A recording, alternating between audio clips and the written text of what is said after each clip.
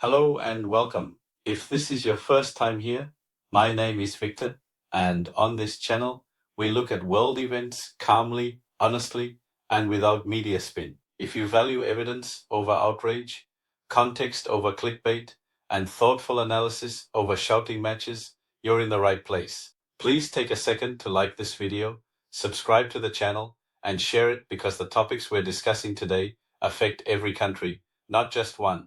Now let's talk about leadership, or the growing lack of it. If you've been watching world news lately, you'll know the feeling. It's like the world is running on fumes, and the public is expected to pretend everything is normal. Every day we're flooded with clips, street fights, riots, looting, protests, police overwhelmed, borders overwhelmed, housing overwhelmed. And when you see enough of that, you start asking a very basic question: where is the leadership? Because in trying times, a leader's first job is not to perform. It's to protect, guide, provide, and keep the national house standing. And if that's not happening, the world doesn't need a press release to figure it out. People can tell by the outcomes, by the statistics, and by the visible disorder. Now, to be fair, we should admit something up front. The internet is designed to show you the worst moments. Calm doesn't trend. Peace doesn't trend. A normal day doesn't trend. But the reason these chaos clips resonate is because they often match what many citizens feel, that in too many places, the basics are slipping. Look at how people talk about the UK, Canada, South Africa, France, and Germany. Different histories, different systems, same complaint. Public order feels weaker, cohesion feels fragile, and leadership feels absent or evasive. And right at the center of this conversation is immigration. Immigration is not just a numbers issue. It affects housing, wages, schools, healthcare, security, and social trust. And here's the hard truth. Leaders avoid saying plainly, even if immigration benefits an economy on paper, if it happens faster than a country can build housing, expand services, enforce the law, and integrate newcomers into a shared civic culture, the public experiences it as loss of control. People don't need to be hostile or extreme to feel that.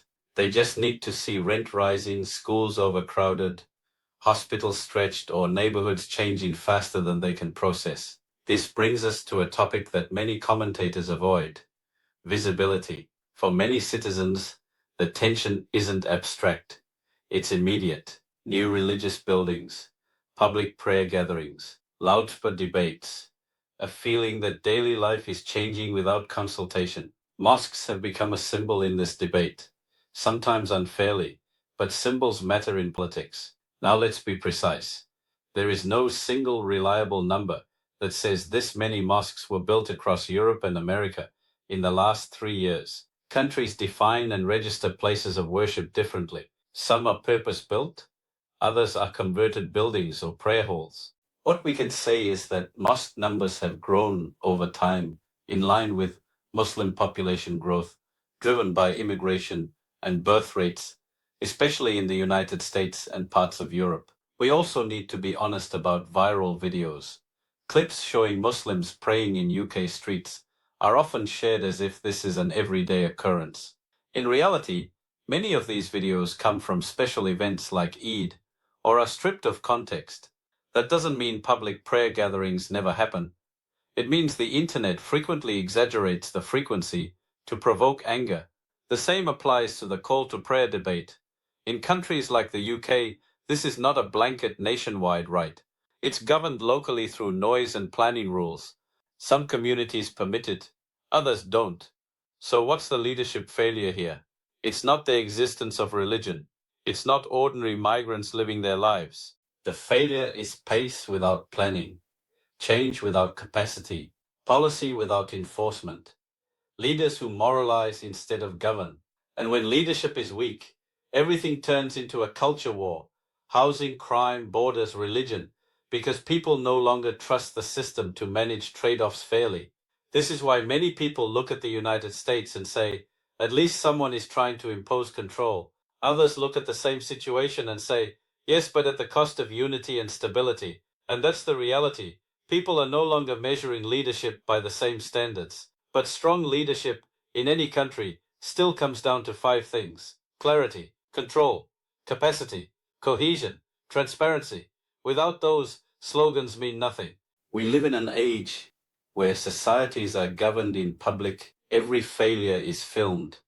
Every gap becomes a clip. Every incident becomes evidence. Leaders can't hide anymore. The question is whether they will tell the truth, govern the pace of change, enforce the rules fairly, and rebuild trust, or continue pretending that nothing is wrong while people lose faith. If this analysis resonated with you, let me know your thoughts in the comments respectfully. And if you want more calm, evidence-based discussions on world affairs, subscribe to the channel. Thank you for watching, and I'll see you in the next video.